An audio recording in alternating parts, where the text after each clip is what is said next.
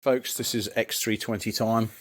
This is an X320 mower, John Deere, 1209.4 hours on it, and I'm going to be servicing the hydro. So basically I got the thing up on jack stands. I'm looking at the linkages here. There's a couple of different ways you see this online. There's a guy online that does a K56 Tuff Torque. This is a K58. So basically what I've done on the side is, so you see it, is actually just disconnected this linkage for the braking system, which was that cotter pin and washer, and then the main engine mount, which is at the front there, which is a 15mm of that I've disconnected. Come around on this side, you see the furry hat in there. So I've disconnected the little linkage that puts it in neutral for moving around. That's this bar over here. This is this thing. It comes with one of these little hat washers. These little sprung, useless piece of shit hat washers. So I pulled that off. Look at the freaking cracking in that tyre. Jesus. So that's come off. The only thing I've got to get to is the main forwards and backwards control linkage, which is that.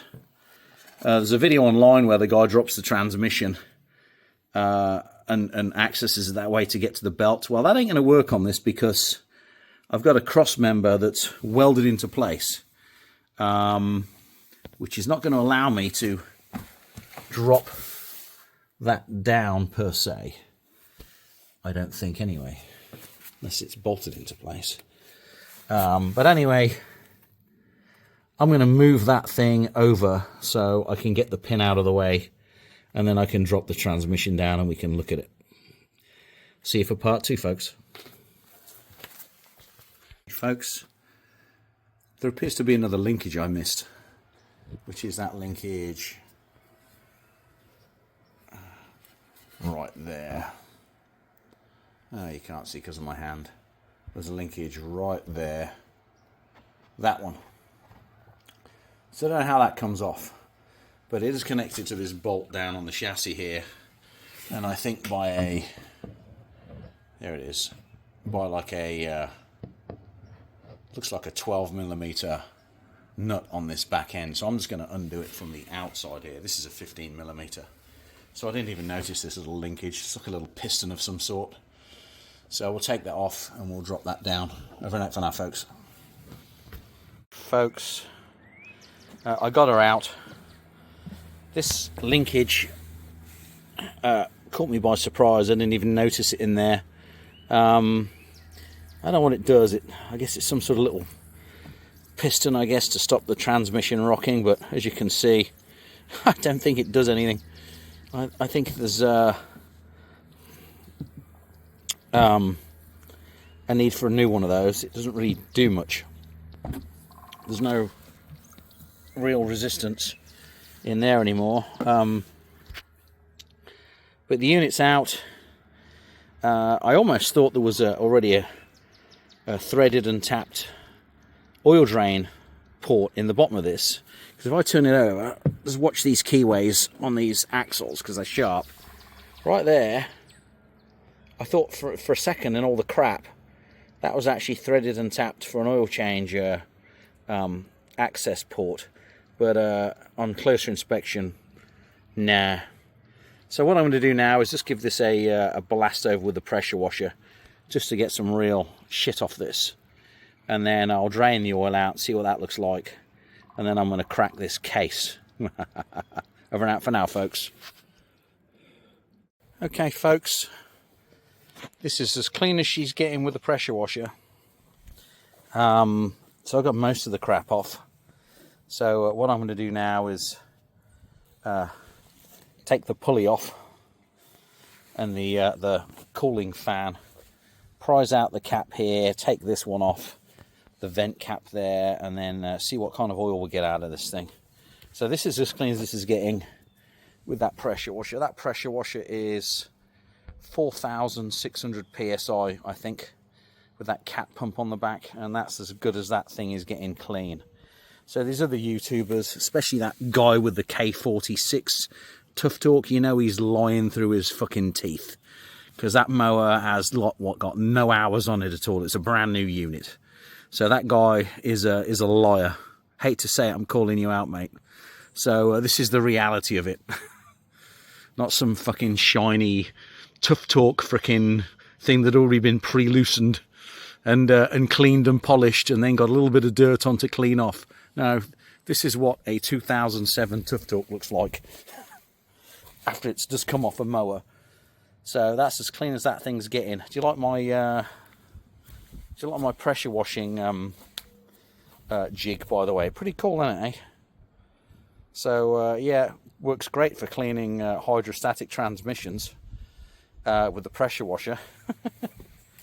So okay, folks. So stay tuned for part 3 on this one. But I do need some supplies. Over and out for now. Okay, folks. Part, I don't know, 5. So I got the oil draining, and that stinks, to tell you the truth. That is some nasty ass oil. So I got the magnet out of the top cap here, gave that a clean off. It was a bit gunky. This is the cap I prized out, if I can get to focus. But as you can see, it was probably a good thing that I was doing it, because that cap is actually, there's a hole in the middle of it. That's my finger underneath there. So it's probably a good job that I'm changing this out and changing the vent cap. So I'll be replacing those when I fill this back up with oil. And I'm going to crack the case right now, actually, on this tub, just to see what's going on this encasement here. But yeah, I will be cracking this open and changing out a few things inside if it needs it, if I can get the parts for it. If not, this is going to be an oil service, I guess. So we'll go from there. But that oil is freaking nasty, stinks. So I'm going to switch this thing back over, take the vent pipe out, the vent plug out, and I got replacements for these, so I can put some new ones in. All right, stay tuned for the next part, folks. Folks, part 6.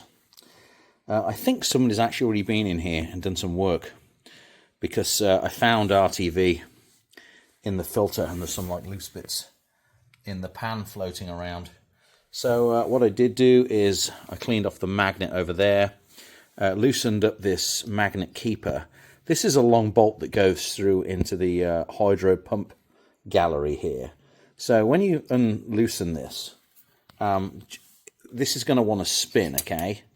So just be real careful, because as you put your wrench on there, it'll want to spin over. And if it's quite tight, and it is, what will happen is it will mash the magnet on the end, and it will want to split the magnet on the end of that gap there, on that edge, because the magnet's captive in this keeper here.